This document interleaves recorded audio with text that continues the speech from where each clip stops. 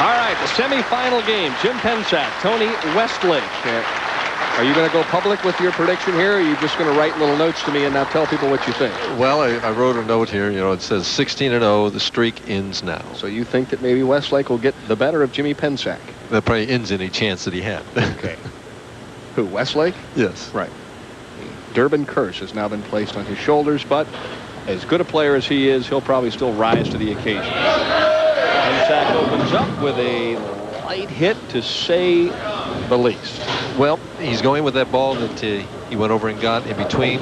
The reason that he's going with that ball is because he thinks it hooks a little bit more and can give him a little more room right. He may be in error. He switches balls now to shoot the spare. So he's got enough. He's got at least 3 balls out there. I think Westlake's got 1. Hooking it at the spare, comes in behind it, and an open frame for Pensac in the first frame.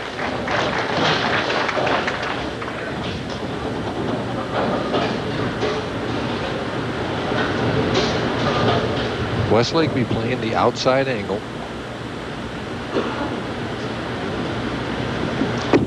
He loves this angle. He was getting wrapped into practice balls too, and he starts right off with a solid 10. Very simple game, aggressive, and the one thing that Tony Westlake does under pressure is repeat shot after shot after shot. And the follow-through is the same as what I like. I mean, it's quick, but it's the same.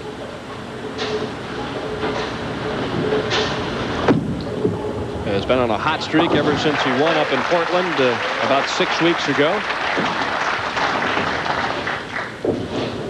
Tony's the type of player, you know, that he's bowled lots of games for money over the years.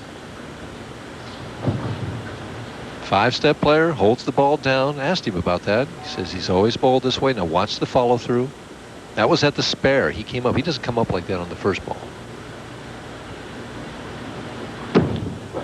Stayed down nicely with that one. Ball tries to hold in the 1-3 pocket, but he ends up with the 4-pin. And again, it appears that 15 is hooking a little bit more than 16. When they throw it wide on there, if they don't have good speed, you know, if they are a little lefted, it'll go high. But he had good speed on that one. It's still held pocket. When they throw it wide, it has a tendency to want to make it back over there.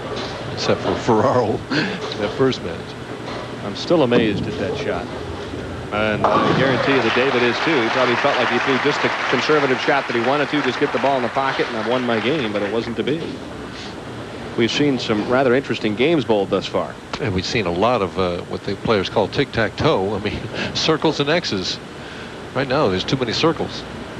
Very demanding professional condition on this pair of lanes right now. You better execute or you're going to pay. Pensac just ripped the finger holes out of that shot, and it comes up high, 3-6-10. And exploring that topic a little bit then too is, you know, that on the PBA tour we have our own lane maintenance crew. The PBA organization does, and they put out a professional condition. The object is not to have necessarily high scores. The object is to have a quality condition that demands shot making, but that is fair to everybody involved. Spare in the second for Mr. 16-0.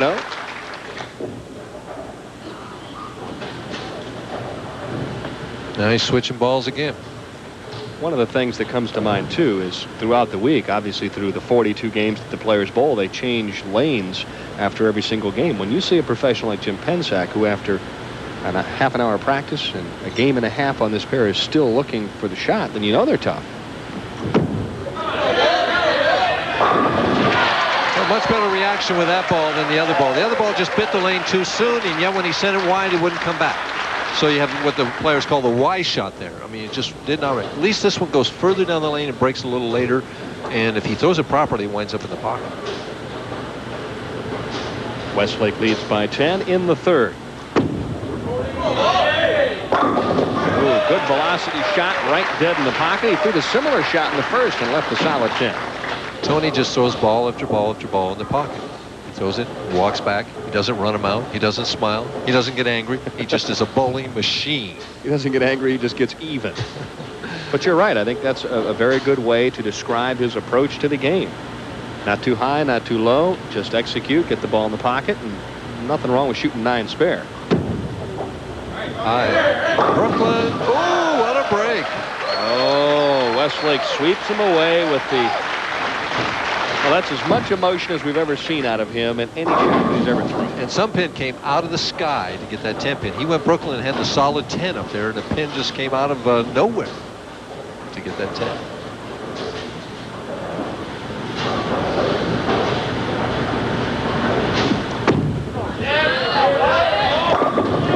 Oh, and he was talking in the soundbite about the breaks going his way and the opponent's not getting the breaks. And there we see a little reversal. Westlake gets the Brooklyn, and he leaves the solid 9. Solid 9 is right. Whew. Best shot of the night for Jim Pensac. Would have been a double. Would have cut the lead to just 10. And given him an opportunity to even the match in the next shot.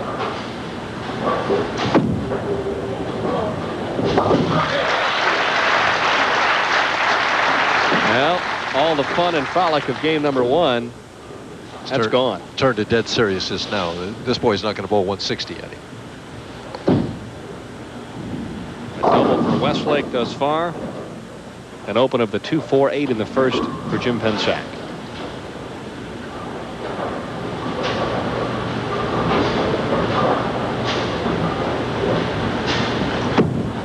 More room. Came back. Didn't hit very hard though. It's a dry back ends then. It's those real dry back ends. When it comes in behind the head pin like that, sometimes it doesn't hit that hard. And that's one of the things that he talked about playing the outside line. He said sometimes my ball has a tendency to come behind the head pin. And there's the pocket